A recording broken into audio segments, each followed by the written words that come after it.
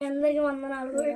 ఇదిగో ప్రజలందరికీ కలుగబోయే మహా సంతోషకరమైన సువార్తను నేను మీకు తెలియజేయుచున్నాను. దావీదు పట్టణమందు నేడు రక్షకుడు మీ కొరకు పుట్టెను. ఈయన ప్రభువైన యేసుక్రీస్తు.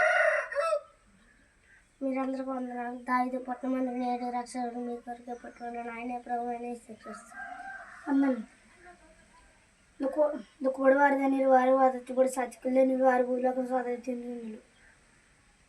వందనాలు. దుఃఖపడివారు తండ్రి వారు వాచబడిన సచ్చికులు వారి భూలోకం స్వాతంత్రించుకుని కలుగును.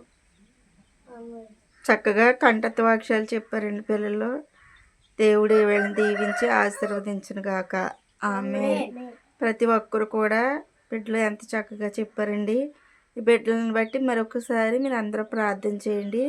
అలాగే దేవుడు ఈ కృప చూపించినందుకు వీరితో నేను కూడి ఇలాగ చక్కగా దేవుని స్తుతించుకుంటానికి ఈ సమయం ఇచ్చినందుకు నిజంగా దేవాతి దేవుడికి వేలాది వందనాలు, స్తుతులు, స్తోత్రాలండి.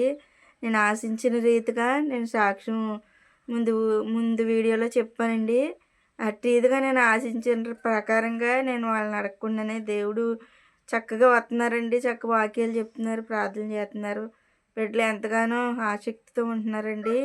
దాన్ని బట్టి కూడా దేవాచి దేవుడికి వేలాది వందనాలు, స్తుతులు, స్తోత్రాలు చెల్లించుకుంటున్నానండి. ఇలాగే కూడా మీరందరూ కూడా చిన్నపిల్లలని అనేక మంది పురుకొల్పి ఇలాగ చక్క దేవుడి మాటలు పంచిపెడతాకి స్మార్ట్ మొబైల్లో మీరందరూ కూడా దేవుడిని అనేక మందికి పంచిపెట్టండి. అసలు దేవుడు తెలియని వాళ్ళు చాలామంది ఉన్నారండి. దయతో నేను నిజంగా ప్రేమతో మీ అందరికీ చెప్తున్నానండి. ప్రేమతో మీ అందరికీ తెలియజేస్తున్నాను.